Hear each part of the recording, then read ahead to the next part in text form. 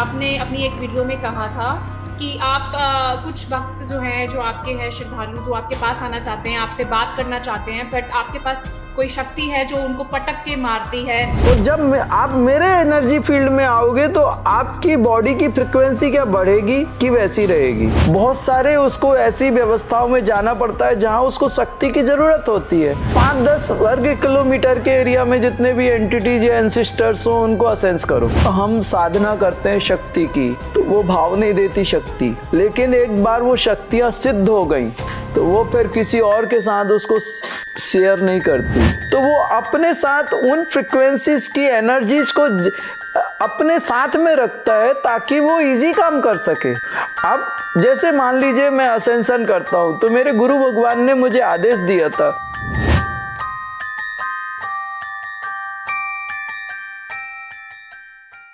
एक और बात ये है जी, जैसे आप अपने भगवान से बातें करते हैं, वैसे हम आपसे बात क्यों नहीं कर सकते? आपने अपनी एक वीडियो में कहा था कि आप कुछ भक्त जो हैं, जो आपके हैं श्रद्धालु, जो आपके पास आना चाहते हैं, आपसे बात करना चाहते हैं, बट आपके पास कोई शक्ति है जो उनको पटक के मारती है, लाइक उनसे आपसे दूरी बना के रखनी चाहिए। बट ऐसा मन करता है कि गुरु से बातें करो, गुरु जैसे अपने पिता के पास जाते हो, कभी भी जाके कोई प्रश्न है कुछ, उनको रीच आउट करो।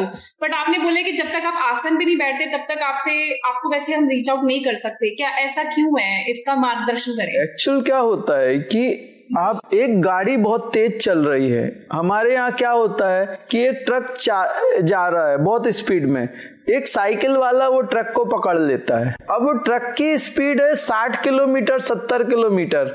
अब वो साइकिल वाला वो साइकिल की सीट पे बैठ के ट्रक की चेन को पकड़ा है, वो कितना खतरनाक है। आप समझिए कि अगर मैं उस स्थिति का साधक हूं तो मेरी पावर क्या होगी। और उस एनर्जी में आप कभी भी, आपकी बॉडी की फ्रिक्वेंसी क्या है और मेरी फ्रिक्वेंसी क्या है बॉडी की, और जब आप मेरे एनर्जी फील्ड में आओगे तो आपकी बॉडी की फ्रिक्वेंसी क्या बढ़ेगी कि वैसी रहेगी। आपके शरीर में क्या वो घटना हो जाएगी, क्या होना चाहिए।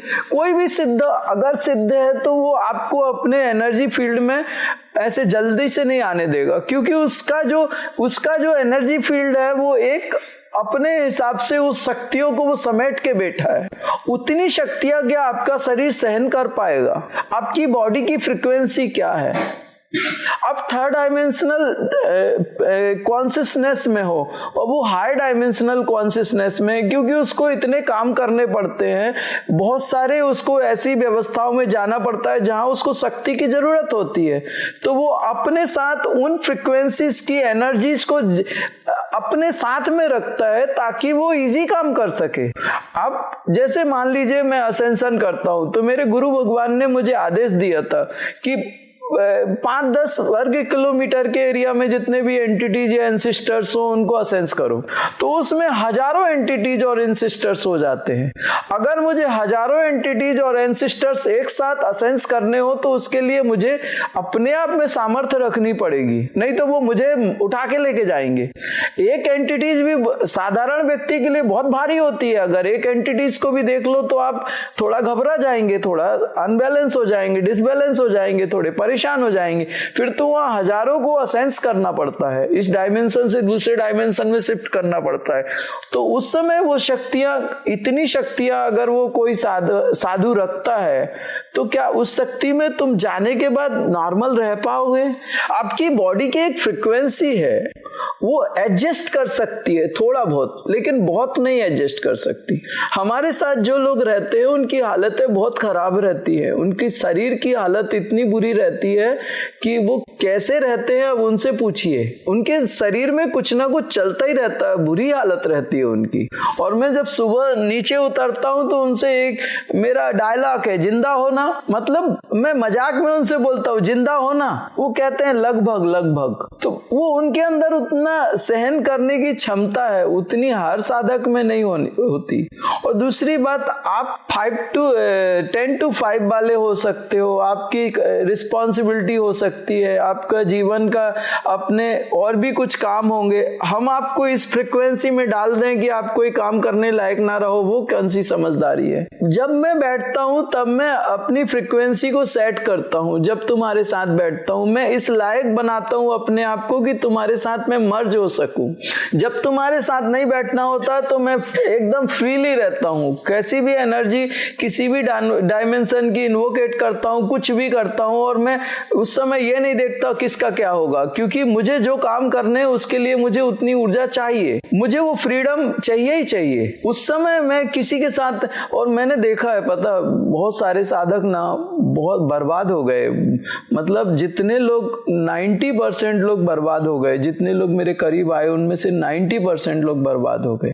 इसलिए कोई भी साधु आपको एक सिद्धत्व की स्थिति तक, वो व्यासपीठ पे बैठा है, तुम्हारे लिए अमृत है। व्यासपीठ के बाद में उसकी जो शक्तियां होती है, मैं आपको एक चीज बताता हूँ, एक लड़का एक लड़की से प्यार करता है, वो लड़की उसको भाव नहीं देती, बराबर है, उसको भाव नहीं देगी, लेकिन वही लड़की अगर उससे लड़के की शादी हो जाए तो शादी के बाद वो लड़की उसको 1 घंटे भी, आधा घंटे भी ऑफिस से, किधर है अभी तक नहीं आया, क्या कर रहा है, आ जाओ ना, आ जाओ।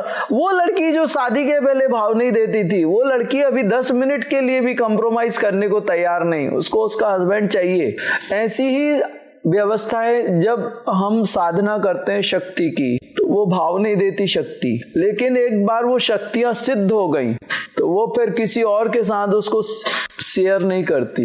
हर आने वाले को वो शक्ति ऐसे देखती है कि ये क्यों आई है, ये क्यों आया है, इसको क्या चाहिए। जैसे एक लेडीज अपने हस्बैंड के सामने, कोई एक लेडी है, उसके हस्बैंड से कोई मिलने आए ना, तो देखती है कि ये क्यों आए हैं, ये क्या चाहिए, कैसे चाहिए।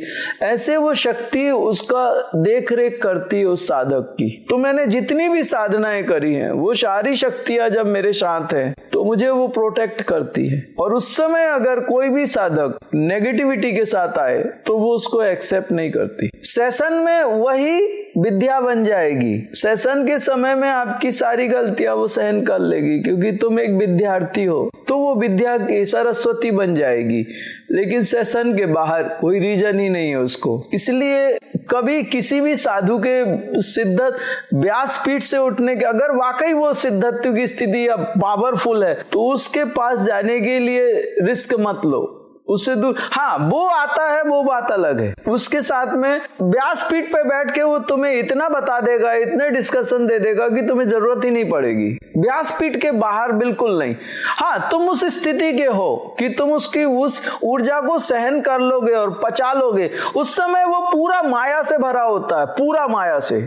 उस समय तुम समझ नहीं सकते उस साधु को। व्यासपीठ के बाहर उतरा वो साधु बिल्कुल, मतलब पूरा भ्रमित करेगा तुम्हें, पूरा भ्रमित। उस अगर तुम्हारे अंदर समर्पण पूरा नहीं है तो तुम फंस जाओगे। व्यासपीठ के बाद में वो बिल्कुल तुम्हें पागल हो जाओगे, तुम उसको देख के, उसकी क्रियाओं को देख के तुम्हें लगेगा ये तो साधारण है, इसमें तो कुछ है ही नहीं है। और व्यासपीठ पे बैठेगा तो तुम्हें लगेगा महाकाल बैठा है, इससे बड़ा कौन होगा और क्या होगा। एक ही व्यक्ति में 2 व्यक्तित्व दिखेंगे तुम्हें, और वो भ्रम का कारण होता है। और एक बार भ्रम आ गया कि आपको साधना से उठा के तुरंत फेंक दिया जाएगा, वो शक्तियां तुरंत फेंक देंगी। जरा सा भी भ्रम आ गया कि वो तुम्हारे को गिराना शुरू कर देंगी, और गिराते गिराते बाहर। और इन चीजों को मैंने बहुत बार अनुभव किया है, और मैंने देखा है कि साधक के अंदर भ्रम आ गया, और भ्रम आ गया और गया, वो फिर नहीं आ सकता, मुझे मालूम है, फिर वो गया। और हम लोगों के पास क्या होता है कि हम लोग, जैसे आपके एक बैंक में आप करप्ट हो गए तो सारे बैंकों में वो नोटिस पहुंच जाता है, आपका पूरा डाटा पहुंचता है। ऐसे ही हम लोगों के पास से अगर कोई साधक गया तो वो फिर वो कहीं कोई भी उसको एक्सेप्ट नहीं करता। वो हम लोगों का एक इंटरनेट है, उसमें मैसेज चला जाता है कि भगोड़ा है। 2-3 जन्म तक फिर उसको कोई गुरु नहीं मिलता, अच्छा सिद्ध नहीं मिलता उसको। तो वो चीजें क्या होती हैं, वो बहुत पीड़ा होती है, क्योंकि एक साधक आता है ना, तो उसको एक बच्चे के जैसे स्वीकार करते हैं। उसको बनाने में कितनी मेहनत करनी पड़ती है, उसके लिए फिर उसकी याद आती है कि यार इतने दिन रहा, फिर चला गया, फिर अभी क्या है। वो एक हृदय में एक जो दर्द रहता है ना, वो मतलब नहीं है। इससे अच्छा ही है मिलने की इच्छा, हमें भी अपने साधकों के साथ थोड़ी देर बैठने की इच्छा होती है, उनसे बात करने की इच्छा होती है, लेकिन उसकी कीमत बहुत भारी है। और ज्यादा बेटर यही है कि उन बच्चों के साथ में जब तक व्यासपीठ पे है तब तक उनके साथ अच्छे से बात करूं।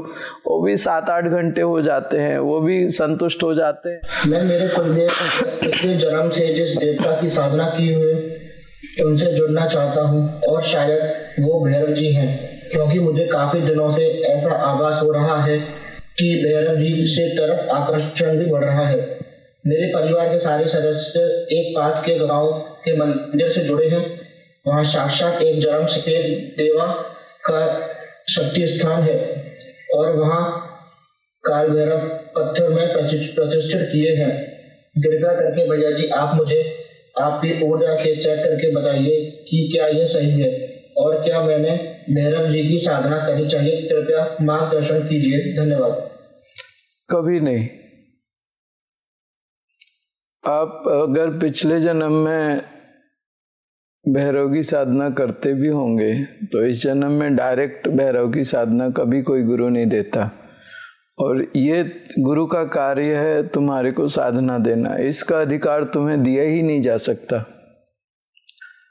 जब भी तुम अपने गुरु के पास, जो श्रेष्ठ गुरु होते हैं, एक स्थिति में पहुंचे हुए सिद्ध होते हैं, जब आप उनके पास जाओगे तो वो धीरे धीरे तुम्हें उस पटरी पे लाते हैं।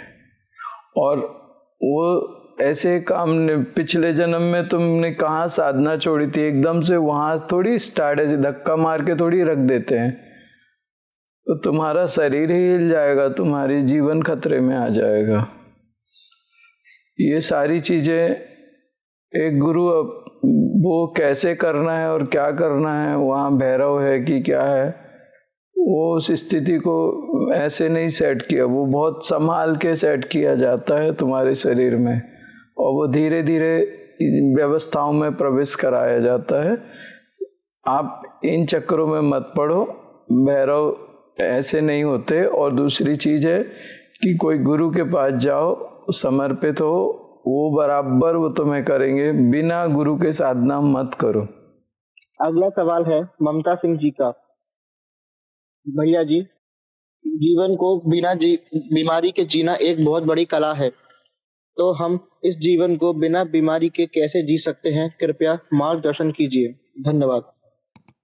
बीमारी लाने के लिए बड़ी कठिनाई है, क्योंकि हम प्राकृतिक रूप से स्वस्थ हैं। प्रकृति हमें स्वास्थ्य देती है। जब हम